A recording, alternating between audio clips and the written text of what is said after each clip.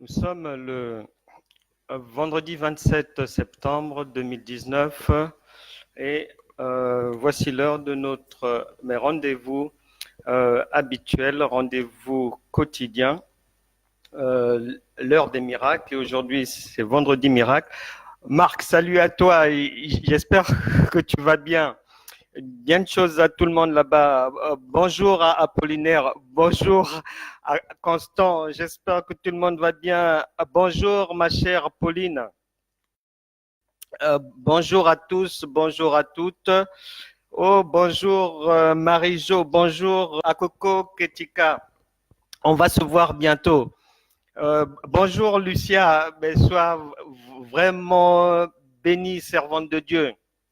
Je disais donc on se retrouve pour notre rendez-vous quotidien, hein, et je tiens quand même à vous rappeler que pour le Centre international d'évangélisation, les objectifs sont toujours les objectifs de Dieu, c'est-à-dire emmener le plus grand nombre au salut et puis apporter la guérison et la délivrance de corps, de l'esprit et de l'âme, et ça en passant obligatoirement par l'enseignement de la foi pratique, parce que tout passe par là, et Hébreux 11:6 dit que sans la foi, nul ne peut être agréable à Dieu. Or, dans la foi, il y a la connaissance et elle est obligatoire, car la Bible déclare en Jean chapitre 8, verset 32, que vous connaîtrez la vérité et la vérité vous affranchira. Et le Saint-Esprit a ajouté au verset 36 que si le Fils, donc Christ, vous affranchit, vous serez réellement libre. Or, le Fils est dans sa parole et il est sa parole, et c'est ce à quoi nous invitons tout un chacun à s'habituer avec sa parole, et qu'elle puisse vraiment demeurer en vous, parce que en Jean chapitre 7 verset 15, il a dit que si mes paroles demeurent en vous, et là, c'est là où il y aura le salut de tout un chacun. Aujourd'hui, toujours dans les enseignements et la pratique de la foi, on va voir ensemble un aspect très essentiel de la marche par la foi, c'est celui de la relation de couple. Vous savez que les sentiments sont la source, on va dire, principale de l'équilibre d'une personne, avant que cette personne ne puisse s'épanouir dans la société. Et pour aujourd'hui, donc, on va voir ensemble la véritable relation de couple. Je ne sais pas si le temps nous permettra de tout voir, mais en ce qui concerne la relation, on va d'abord partir d'avant que le couple ne soit formé, les conditions de la rencontre, les conditions de la formation, les motivations de l'un et de l'autre. Et on va avancer ensuite au mariage, et puis ce qui se passe, ce qui devrait se passer selon la volonté de Dieu et le bon sens aussi dans le mariage. Et puis après, nous pourrons finir par des conseils avant d'entamer des travaux de prière liés à notre partage d'aujourd'hui. Pour ce faire, venez avec moi dans le merveilleux livre d'amour qui est celui de Cantique des Cantiques, chapitre 4, et au verset 10. Je prends quelqu'un au hasard. Allez, Pauline, mais lis-nous Cantique des Cantiques, chapitre 4, verset 10, et on va le lire en même temps. Là-bas, il est dit que de charme dans ton amour, ma sœur, ma fiancée, comme ton amour vaut mieux que le vin, et combien tes parfums sont plus suaves que tous les aromates. Et comme la parole de Dieu plutôt n'est pas liée, évidemment, on peut remplacer ma sœur par mon frère, et fiancé, le maître au masculin. Ça concerne et les hommes et les femmes. Donc, c'est un très beau texte qui plante le décor de ce que nous allons voir ensemble. Donc, dans la pensée de Dieu, à la base, c'est de voir les gens heureux et puis que ceux qui se mettent ensemble vraiment vivent des moments extraordinaires, jusqu'à dire que l'amour soit plus intéressant que le vin et qu'il n'y a aucun aromate supérieur aux effluves que dégage le parfum d'un amour venant de Dieu. Alors, à savoir que quand les gens se rencontrent, ce qui est vraiment important, essaie de se poser des questions sur les conditions de la rencontre. Qu'est-ce qui motive quelqu'un à aller vers une autre personne et puis à vouloir cheminer ensemble dans la vie? Donc, les raisons pour nous, enfants de Dieu, doivent être non pas issues des choses matérielles, mais issues vraiment du cœur, c'est-à-dire il faut d'abord que votre cœur puisse, on va dire, s'enflammer pour la personne, c'est-à-dire vous l'aimez, vous l'admirez, vous l'appréciez d'abord pour ce qu'il est, et il ne faut pas que ça soit pour ce qu'il a. Donc, voiture et compagnie, maison et tout ça, il faut vraiment mettre ça à côté parce que si votre couple débute sur cette base-là, il y a lieu de croire que logiquement, ça n'ira pas loin, ou bien le jour où le matériel n'existera plus, ça sonnera aussi la fin de cet amour. Donc, on doit apprendre, qu'on soit croyant ou incroyant, à avoir quand même des principes de choix qui peuvent garantir nos arrières après. Vous savez que lorsqu'on aime quelqu'un, l'amour déplace vraiment des montagnes et il est mieux, il est plus intéressant, il est préférable que ça soit humainement ou spirituellement, mais de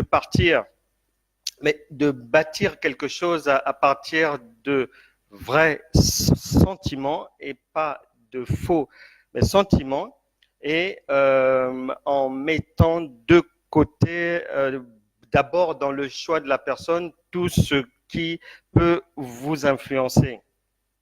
Ensuite, il faut savoir que lorsqu'on accepte quelqu'un, lorsqu'on fait le choix de passer du temps avec la personne, de vivre ensemble sous le même toit, on prend quelqu'un avec ses défauts et ses qualités.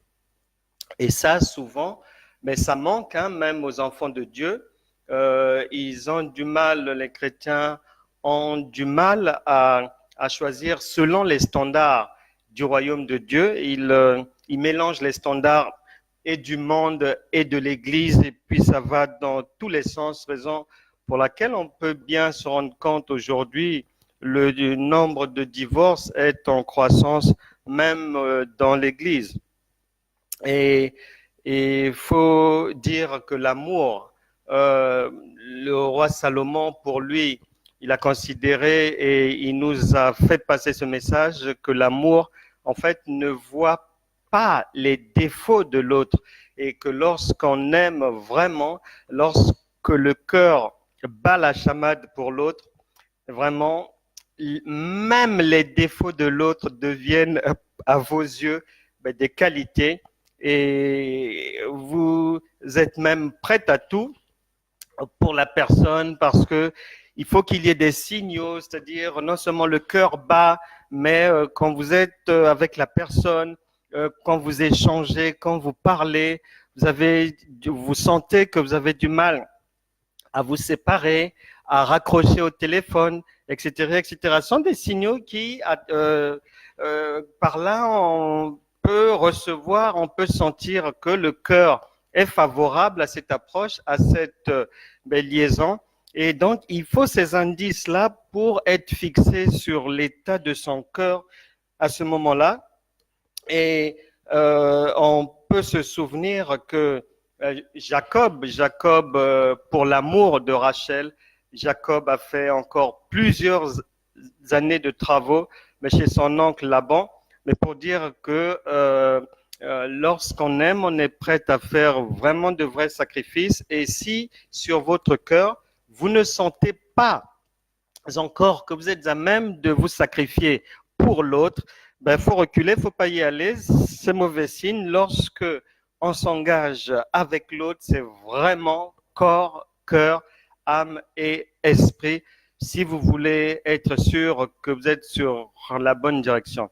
Je me souviens lorsque j'avais rencontré mon épouse. Je garde vraiment le merveilleux souvenir de cette rencontre. Et puis, même bien après, quand on s'est marié, on a souvent parlé de ça. Et la première fois qu'on s'était rencontrés, je m'en souviendrai toujours, elle était venue pour la première fois dans l'église de Nogent-sur-Marne où j'officiais. Et puis, c'est à l'issue de ma prédication, à l'issue du culte, que on avait sympathisé ensemble.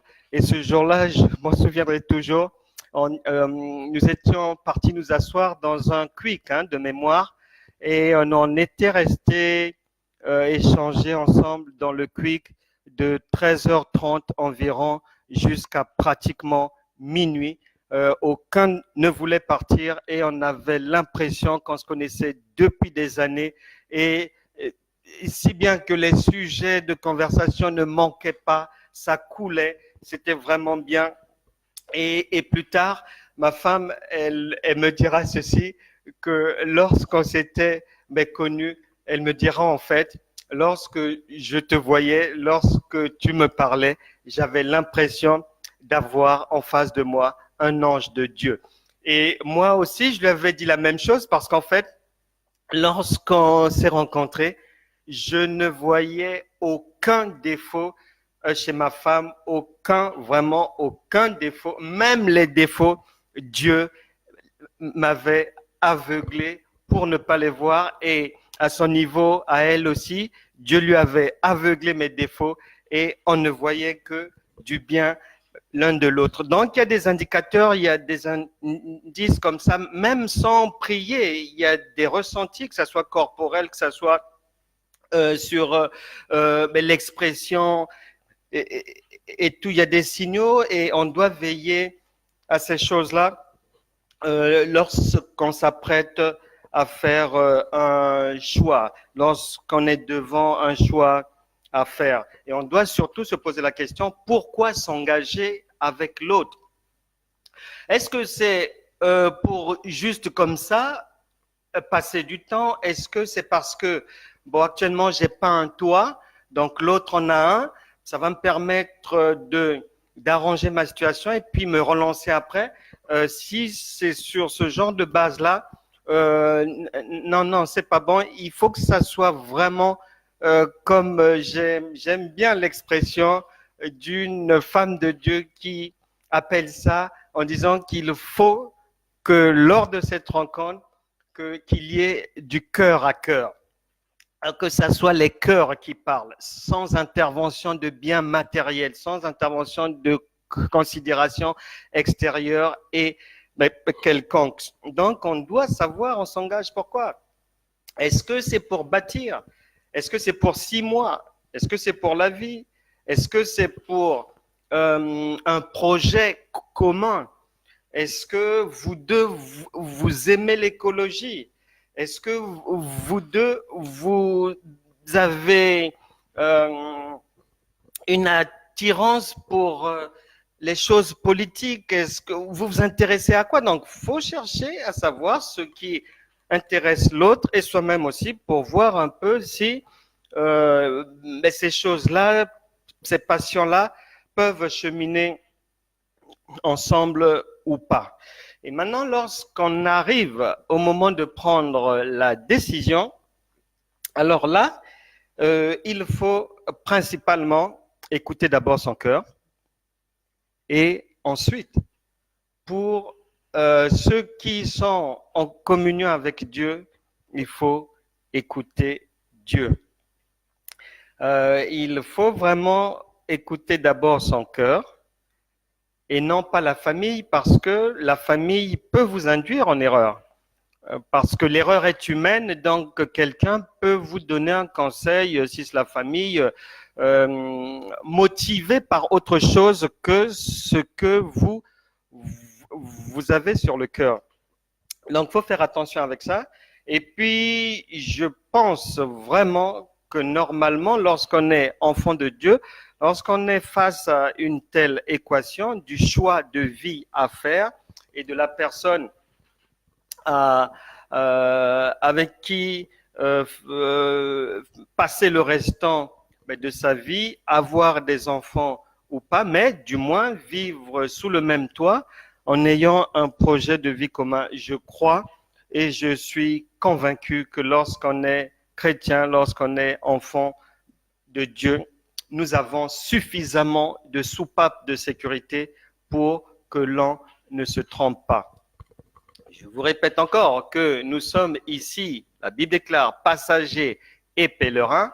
Nous sommes dans ce monde, il est dit, et nous ne sommes pas de ce monde. Donc, en tant qu'enfants de Dieu, comme nous faisons partie d'une ambassade, donc à ce moment-là, soit humainement, par le ressenti, par les mêmes désirs, les mêmes passions, on se rend compte qu'on a le même projet de vie, on a les mêmes sens d'intérêt, etc., etc. Déjà, humainement, on peut déjà se positionner.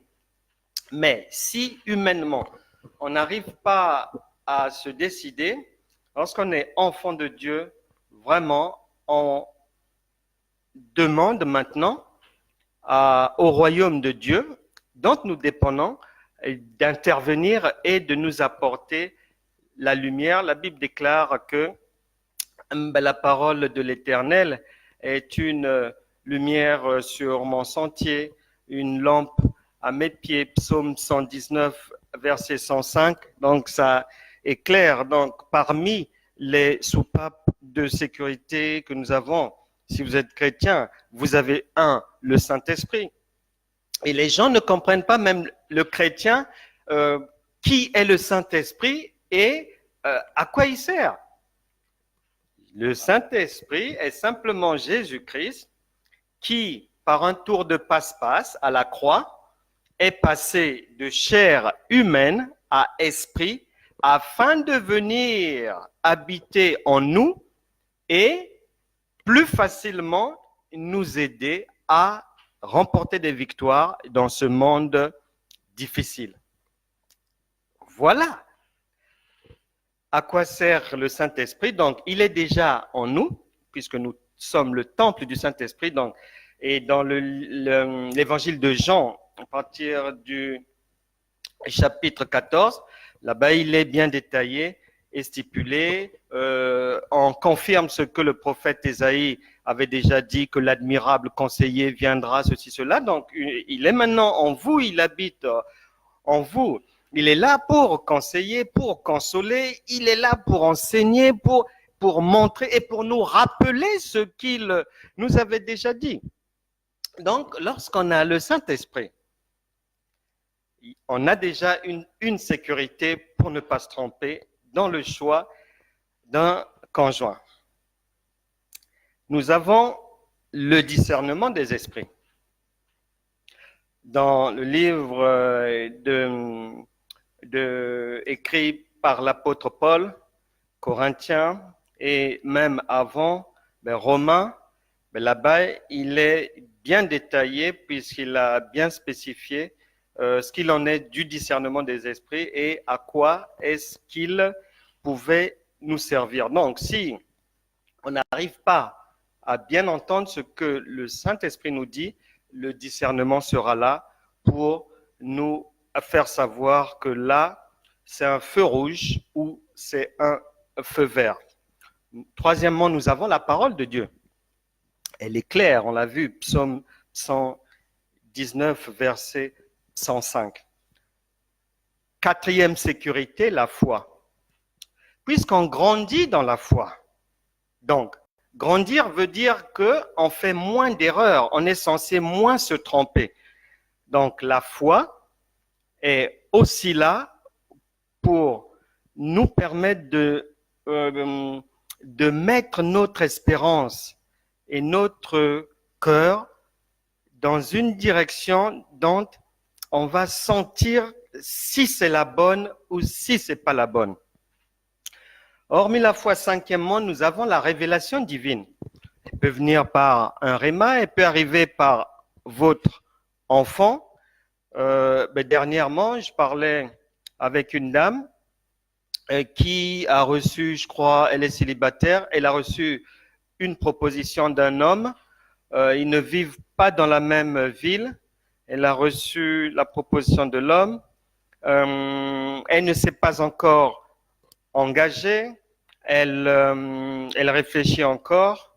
Mais je sentais bien que des fois, les gens, lorsque le célibat a trop duré, on peut vraiment s'ouvrir au premier venu. Donc, qu'est-ce que j'ai fait? J'ai essayé d'échanger avec elle et je lui ai demandé est-ce que ses enfants avaient déjà vu le monsieur? Elle m'a dit oui, mes enfants ont déjà vu le monsieur et tout. Alors, je lui ai dit faites ceci, vous ne dites rien, vous vous taisez, vous demandez simplement à vos enfants comment est-ce que ils ont trouvé le monsieur lorsqu'il était venu vous voir. Je lui ai dit de relever uniquement ce que les enfants vont dire. Donc, des fois aussi, Dieu peut parler par les enfants, par une émission de télé, par la lecture, etc., etc. Et je tiens à préciser ceci, que lorsqu'on s'apprête à faire un choix, que ça soit sur l'individu, c'est-à-dire vous l'aimez, vous sentez que le cœur bat, sa présence vous fait du bien, les sujets que la personne aborde vous intéressent.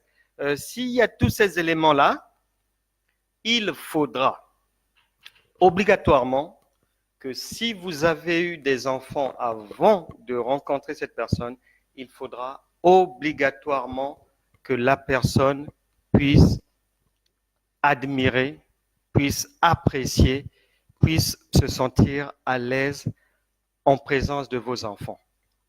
Si la dame ne supporte pas, monsieur, la présence, ni les rires, sourires, les embêtements de votre enfant, laissez tomber. Et vice-versa, parce que lorsqu'on fait ce choix-là, on prend la personne avec tous ses bagages, qualités, défauts, son passé, sa vie, son CV. On ramasse tous les enfants qui sont déjà nés auparavant. Donc, on doit aimer en bloc. Et si vous trouvez que ces conditions ne sont pas réunies, c'est déjà un langage de Dieu pour vous dire que là, ça ne sert pas, il faut rebrousser le chemin. Le meilleur viendra après celui-là certainement. Et comme Dieu veille au grain, le Seigneur veillera à vous faire du bien et puis à vous récompenser de votre prudence et du fait que vous aviez bien compris ce que c'est que l'amour de Dieu, l'amour véritable, le cœur à cœur, comme le dit cette femme de Dieu. Et sixièmement, en guise de soupape de sécurité, nous avons les visions.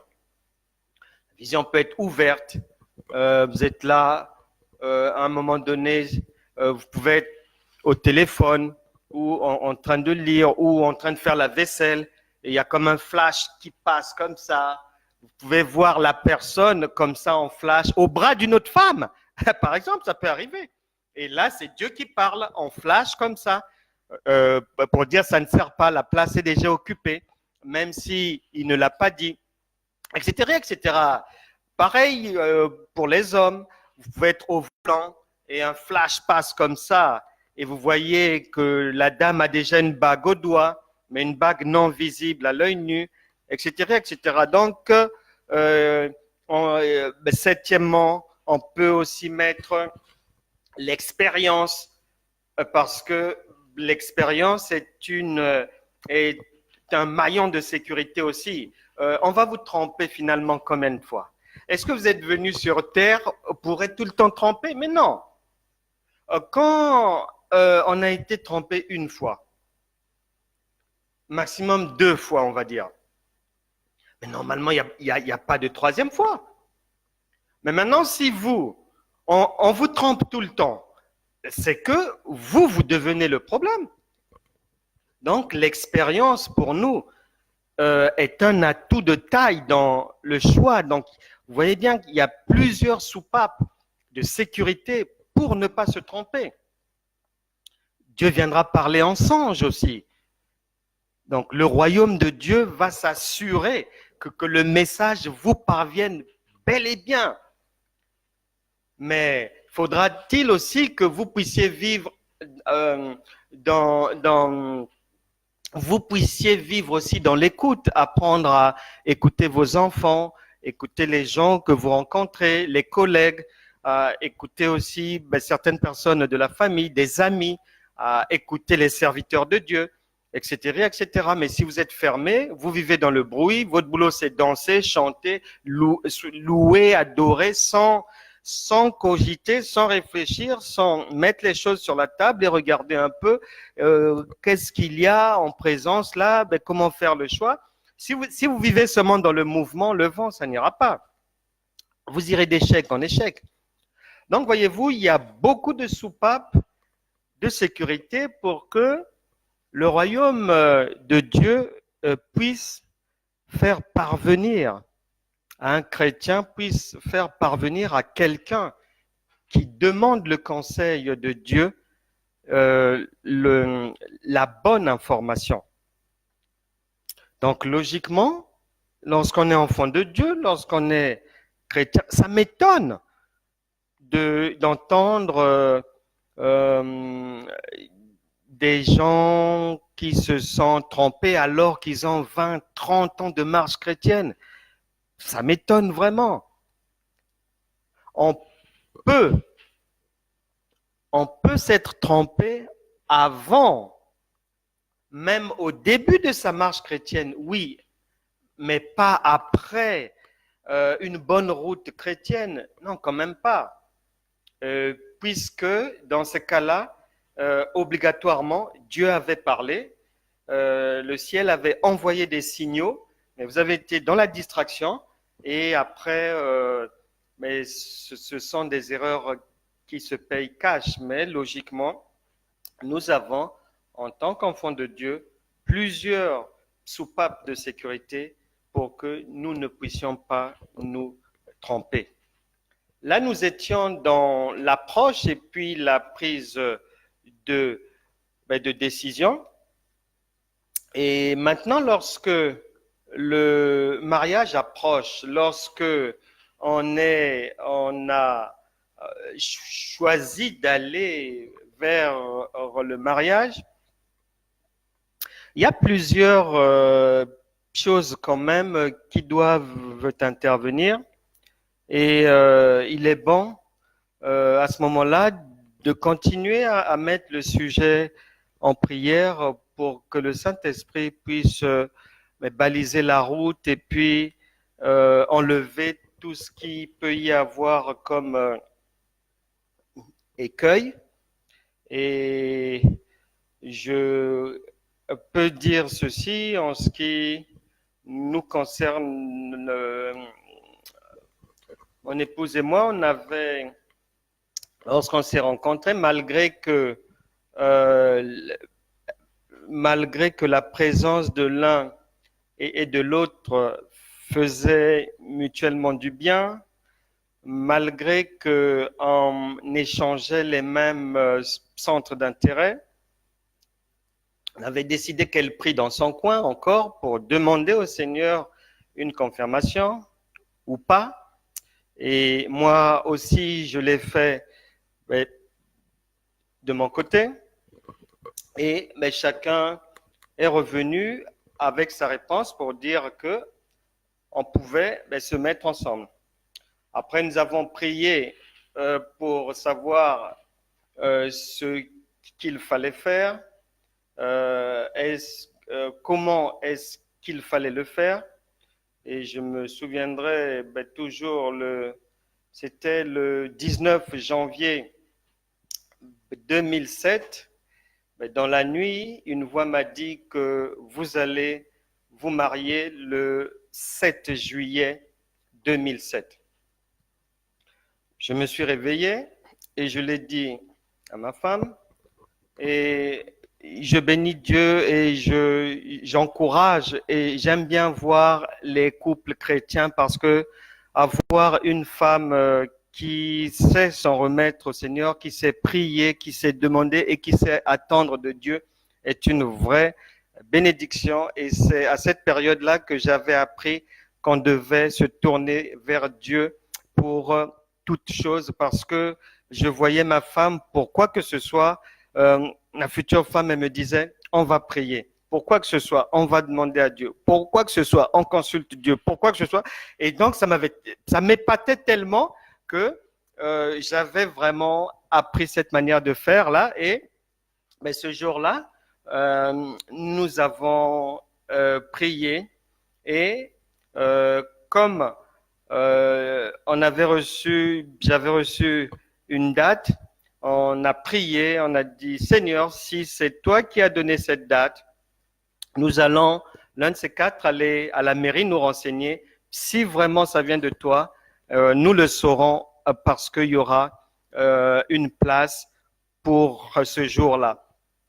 Mais on savait bien que c'était pas gagné parce que par superstition, plein de gens voulaient se marier le 7 juillet 2007. Donc, c'était pas gagné. Et puis un jour comme ça, on est allé à la mairie de Rambouillet et là, la dame qui nous reçoit, elle dit non, c'est pas la peine parce que c'est déjà plein et tout.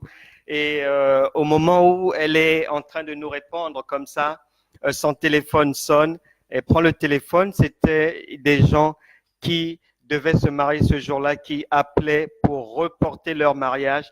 Et c'est comme ça qu'elle nous a donné l'info que voilà, il vient d'y avoir une annulation. Donc, je vous mets, et c'est comme ça qu'on avait compris cette confirmation du Seigneur. Et après, pour les personnes en présence, pour ce qu'il fallait faire, nous avons aussi prié et on avait reçu les instructions de Dieu sur qui pouvait être là et tout. Et ça, je m'arrête un peu là et c'est par là que l'on va finir pour aujourd'hui et on continuera la prochaine fois. Mais je m'arrête pour dire que ceux qui se lancent dans le mariage, dans les liens sacrés du mariage, doivent quand même bien prier au moment du mariage, au moment de se marier, parce que un enfant de Dieu, les fils du royaume de Dieu ne marchent pas comme les incroyants, comme les païens. Si dans votre famille, dans vos activités, dans ce que vous faites la même chose que vos parents, vous faites la même chose que vos frères et sœurs, vous participez aux mêmes fêtes, vous allez dans les mêmes lieux dansants. Quand la coutume se réunit et qu'on dit qu'il faut donner ceci, il faut faire ceci, vous prenez part à cela, etc., etc. Je préfère vous le dire, vous n'êtes pas dans la foi parce que lorsqu'on marche dans la foi, il y a toujours des oppositions, il y a toujours des secousses. Pas que vous aurez forcément cherché, non. Votre manière de vivre, votre mode de vie, mode de pensée d'action dérangera obligatoirement, que ce soit le monde des ténèbres ou que ce soit les incroyants, pas sur tout, mais sur certains aspects, et ce qui fera que, obligatoirement dans la famille, il y a des choses qui vous mettront en porte-à-faux avec, que ce soit des parents, que ce soit des frères, que ce soit des amis ou au travail, etc., etc. Mais si votre marche n'indispose personne et que les païens sont très contents de vous et fiers de vous, mais sachez que vous ne marchez pas avec Dieu, vous devez marcher plutôt avec l'accusateur des frères, qui est le diable, parce que ça secoue toujours. Vous pouvez repartir dans la loi avec Moïse, beaucoup d'opposition. Vous venez à Isaac pour ses puits, beaucoup d'opposition. Jacob a été malmené chez son oncle, que ce soit les Jephthé. David est arrivé au pouvoir déjà épuisé par les guerres, etc., etc. Si on en vient aux apôtres, pendant tout leur ministère, ils ont rencontré de l'opposition, les autorités, de la part des autorités municipales, politiques, religieuses et tout. Il y avait de l'opposition. Les apôtres, les Barnabas, les Apollos, les Paul et compagnie, les Tichiques, les Tite, Timothée, tous ces ministres de Dieu ont rencontré des oppositions, ont toujours été combattus. Il y avait de grandes victoires, puisque dans 2 Corinthiens, à chapitre 15, à la fin, Paul dit que je rentre à Éphèse, j'arrive là-bas bientôt parce que les adversaires sont nombreux, mais une grande porte m'est ouverte. Donc, il y aura normalement, votre route ne doit pas être une route dorée, une route paisible, une route faite de vacances. Non, la marche chrétienne, elle secoue. Il y a des secousses, il y a des vents contraires, il y a des tempêtes. Et nous, en tant qu'enfants de Dieu, nous pouvons résoudre les problèmes de manière humaine. Mais lorsque ça nous dépasse, on fait appel à notre centrale, au royaume de Dieu et à l'armée de l'Éternel qui nous enverra toujours du secours. N'oubliez pas que Matthieu chapitre 10, verset 36 dit que l'homme aura pour ennemi les gens de sa maison.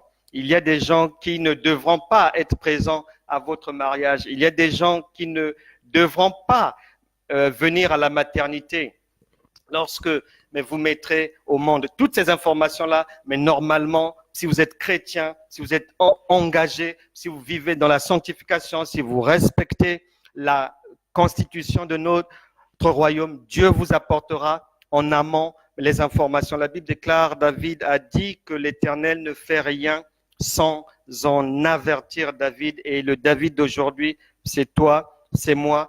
Et c'est la raison pour laquelle nous ne marchons pas par la vue. Nous n'avons pas à faire plaisir aux hommes.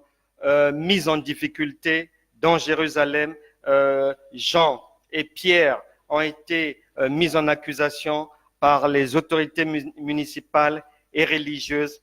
Et ce jour-là, ils leur ont fait comprendre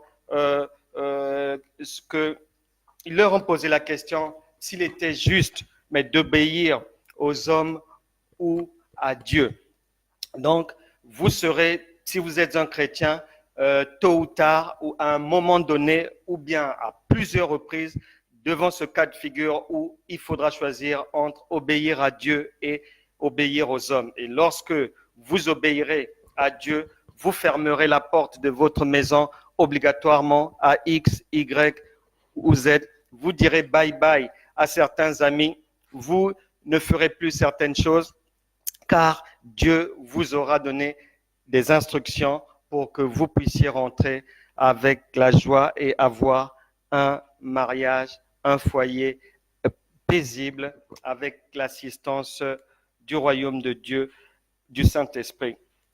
On s'arrête ici aujourd'hui et je finis en disant que les chrétiens, beaucoup de chrétiens n'obtiennent pas de résultats ou bien n'ont pas l'assurance attendue du royaume de Dieu parce qu'ils vivent dans le bruit, dans la distraction. Ils vivent comme les gens du monde. Au lieu d'utiliser les armes spirituelles de Dieu, ils utilisent la chair, les armes du monde, les méthodes du monde. Et ça, l'intervention divine, à partir du moment où la main humaine vient, la main divine se met en retrait et elle ne peut plus intervenir parce que lorsqu'elle commence à intervenir, 1 Thessaloniciens chapitre 5 verset 24 dit, nous fait comprendre que si Dieu commence, c'est lui aussi qui doit achever ce qu'il a commencé avec vous ou l'aide qu'il vient vous apporter. Donc, il y a eu un déficit de bons résultats, un déficit de victoire devant les ruses du diable, devant ce monde corrompu, pervers, parce que beaucoup de chrétiens aussi demandent mal, même lorsqu'ils demandent à Dieu si c'est la bonne personne ou pas. En général, ils demandent comme le monde. Ils ont déjà ficelé leurs pensées dans la tête, ils ont déjà des a priori parce que le monsieur a une belle voiture ou la dame a entendu qu'il a hérité de ceci ou il a une villa. Donc, c'est déjà dans un coin de la tête et on vient hypocritement aller se mettre à genoux pour demander à Dieu son point de vue, alors que en général, la personne rentre dans cette prière avec déjà son idée ficelée. Et en fait, en sortant de la prière, en sortant de la retraite spirituelle, elle aura sous ses aisselles simplement la confirmation qu'elle était partie chercher, à savoir que Dieu puisse l'accompagner dans son projet. C'est pour ça que Jacques, chapitre 4, verset 3 a dit, vous ne recevez pas parce que vous demandez mal et aussi parce que les motivations ne sont pas bonnes. Donc, nous devons apprendre à demander selon les standards de Dieu et c'est là où se trouve la réussite et la victoire. Et c'est là où Dieu nous permettra de faire non seulement le bon choix, mais de rentrer vraiment de manière joyeuse, satisfaisante dans les liens sacrés du mariage. Prions le Seigneur. Seigneur, merci pour ta bonté. Tu nous as permis, Seigneur, de parler, d'échanger au sujet des conjoints, au sujet de ce qu'il faut faire et ne pas faire lorsqu'on se trouve face à un choix. Nous croyons, Seigneur, que tu nous as parlé par ton esprit. Nous croyons que nous ne tomberons plus dans les travers du passé. Nous croyons que nous ne referons plus les mêmes erreurs. Nous croyons que nous ne rentrerons plus en prière ou en retraite spirituelle de manière charnelle, mais débarrassés de tout a priori, débarrassés de toute pensée charnelle, Seigneur, pour recevoir de toi vraiment le meilleur. Nous te bénissons, nous te glorifions. Continue à nous faire du bien. Au nom de Jésus, nous avons prié. Nous allons maintenant rentrer. Donc, je dis que la suite, Dieu voulant, nous la verrons dans les jours à venir. Je ne sais pas si on pourra poursuivre sur cette thématique demain ou après-demain. On fera selon la conduite du Saint-Esprit et pour le moment, mais nous allons nous repentir d'abord avant de rentrer en prière. Seigneur, nous venons tous devant toi, chargés de nos péchés, pour nous décharger, Seigneur, car tu as dit, venez à moi, vous tous qui êtes chargés et fatigués, et je vous donnerai du repos. Seigneur, décharge-nous de toute culpabilisation, de tout péché, de tout mal. Nous reconnaissons tout ce que nous avons fait de mauvais en pensée, en écrit, en parole, en acte, Seigneur. Aie pitié de nous, que ta grâce soit sur nous, sur nos familles et que nos erreurs ne puissent pas porter préjudice, Seigneur, à notre descendance. Merci pour ta grâce. Nous avons la ferme conviction que tu nous as pardonné nos iniquités. Amen. Nous allons rentrer en prière. On a vraiment du travail là parce qu'on va prier pour nous défaire de tout esprit d'erreur lorsque les uns les autres vont se retrouver face à un choix à faire.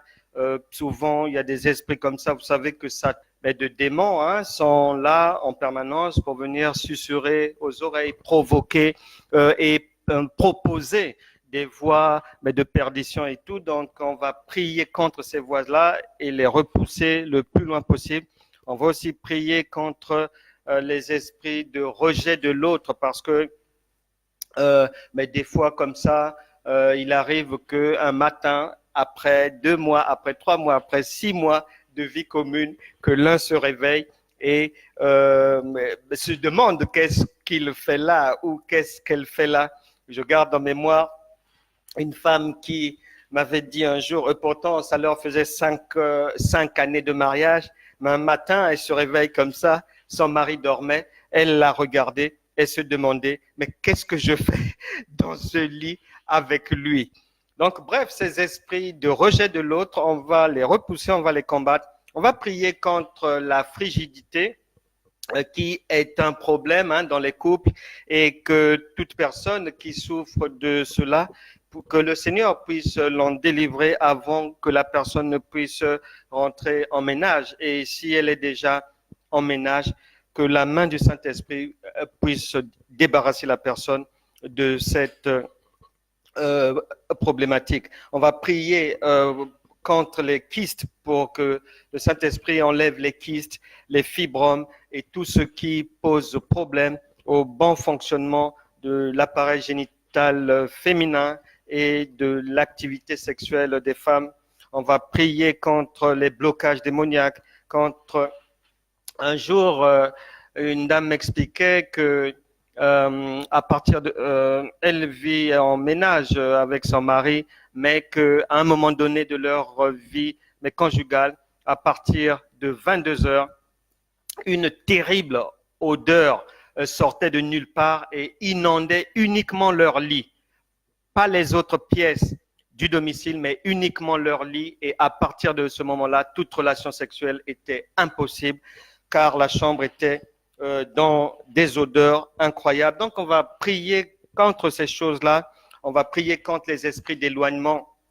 Cette histoire où l'un, soi-disant, a trouvé du boulot là-bas et que il doit se séparer de la famille pour un moment ou pour longtemps.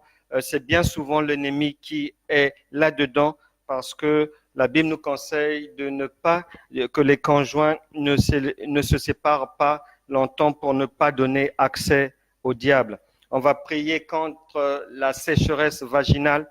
Il y a beaucoup de femmes qui souffrent de ça et puis ça peut poser problème et être à l'origine des séparations ou des rejets de l'autre. On va prier contre les esprits de pornographie qui inondent certains foyers et il y a des gens, hommes ou femmes, qui mangeaient de ces viandes-là avant d'arriver dans le ménage et après, pour s'en défaire, c'est difficile et c'est quelque chose qui dérange souvent l'autre conjoint s'il est chrétien ou qui dérange vraiment la bonne activité sexuelle du couple. On va prier contre l'impuissance masculine, on va prier contre la stérilité, on va prier pour que la douceur intervienne, la douceur de Dieu vienne dans les couples, dans les foyers où c'est la dureté de l'homme, la dureté du cœur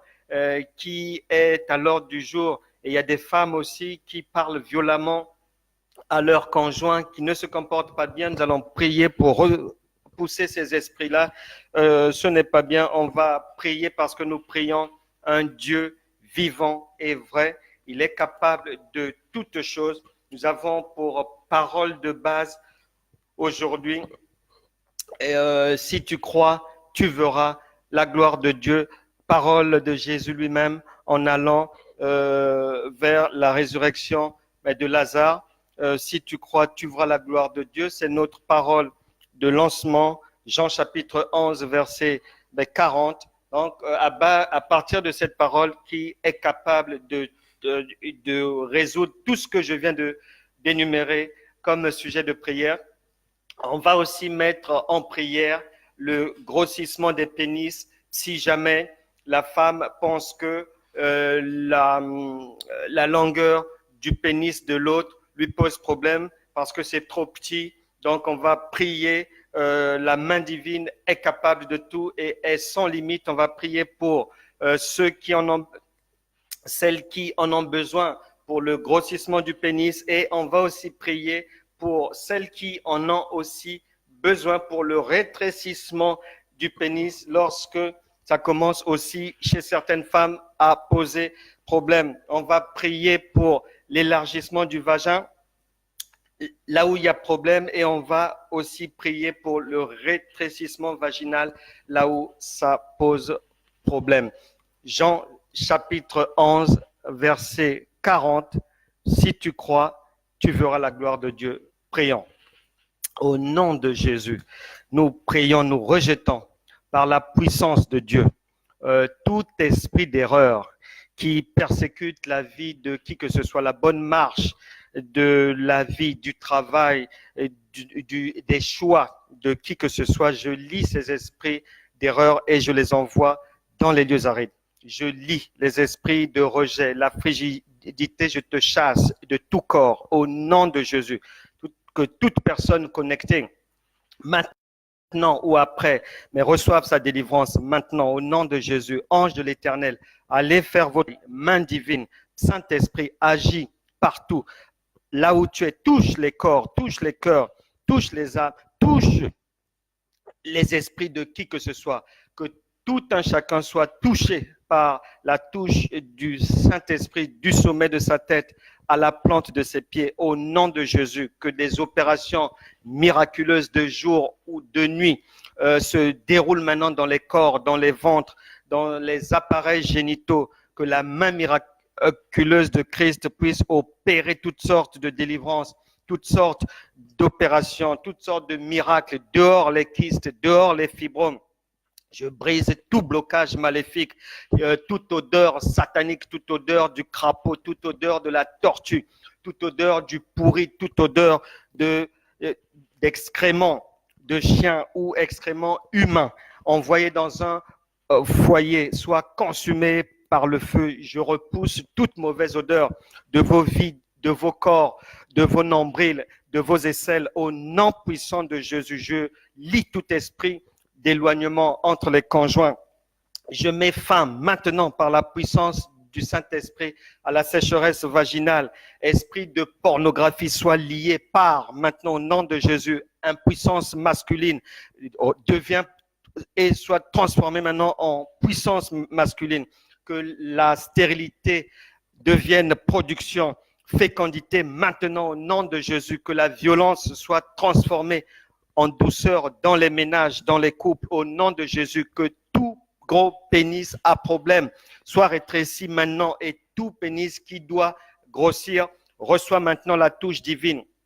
Et tout appareil génital de la femme qui est trop élargi reçoit la touche divine pour être rétréci de manière extraordinaire et non avec l'eau, du sel et je ne sais quelle autre potion de ce monde qui en fait font tourner les personnes en rond. Que la main divine veille au rétrécissement de tout vagin qui en a besoin et que l'inverse se produise aussi là où le besoin se présente. Que la puissance de Dieu visite les ménages, visite les foyers, que toute erreur qui a été commise soit rattrapée par le royaume de Dieu. Ange, intervenez dans les problèmes des gens. Le Saint-Esprit manifeste ta grandeur, touche, change les cœurs des conjoints et que là où il n'y avait pas mais d'amour, que la touche divine emmène de bons parfums, que le vin de l'amour puisse revenir à un excellent niveau, que la joie, la paix et la prospérité conjugale, la prospérité dans l'éducation des enfants, dans les entreprises, dans les activités chrétiennes et autres, inondent vos foyers, que la sagesse divine, la connaissance divine et l'intelligence divine devienne votre partage en permanence, que maintenant, dans l'après-midi, que la nuit, que Dieu vous parle en songe, que l'œuvre qu'il a commencée maintenant puisse se poursuivre et on n'a nul doute qu'il est alpha et oméga et qu'il achèvera ce qu'il vient de commencer en vous. Au nom de Jésus, nous avons prié. Amen. Salutations et prières. Hein. En même temps, je salue. En même temps, j'envoie les vœux de prière, les vœux de bonheur, les vœux de nouveauté de vie, de transformation, de l'intelligence, que ces personnes soient renouvelées, soient requinquées, soient visitées par Dieu et que leur vie ne soit plus comme avant. Je pense à Ida, Rachel, Miyayuku, soit bénie. Je pense à Mélanie, à Yaba, à Nana, Béapami, Ibarra, ma sœur. Je pense à Yolande Patry en Normandie. Je pense à Océane Blanche, à Patricia, Marc, Tatiana. Joyeux anniversaire, gros bisous. On se verra bientôt. Je pense à Fabien, je pense à sœur Christina Mbouala du côté d'Angers. Je pense à Guivano. Je pense à l'OPJ, Alanga, Ikobo, sois béni, que le Seigneur te fasse du bien, toutes mes prières t'intègrent aussi. Je pense à Ruth, je pense à mon frère Freddy Batanga du côté de Brazzaville, que la prospérité t'accompagne toujours et que malgré la situation économique difficile, malgré la conjoncture difficile là-bas, que la main de l'Éternel fasse que tes affaires puissent repartir d'un bon pied. Je pense au poète Gaëtan Ngoa, sois béni. Je pense à Mami Bété et je pense à toute la famille qui est connectée quotidiennement dans ces enseignements. Que Dieu vous bénisse. Marie-Jo, gros bisous. À Coco Ketika, je t'attends. Lucia, grosse bise à toi, sois béni. Mon frère Constant, sois béni. Pauline, Apollinaire, Edwige, Gertrude, OPJ, Alangas et tous les frères et sœurs qui vraiment persévèrent pour grandir dans la foi et voir l'intervention divine être permanente dans vos vies. Je vous dis bonne fin de journée et on se retrouvera mais demain pour un autre message que le Saint-Esprit nous enverra. Que Dieu vous garde et à demain. Soyez bénis et à ceux qui sont à l'extérieur ou en déplacement, bon retour dans vos foyers respectifs et embrassez vos enfants. Au revoir.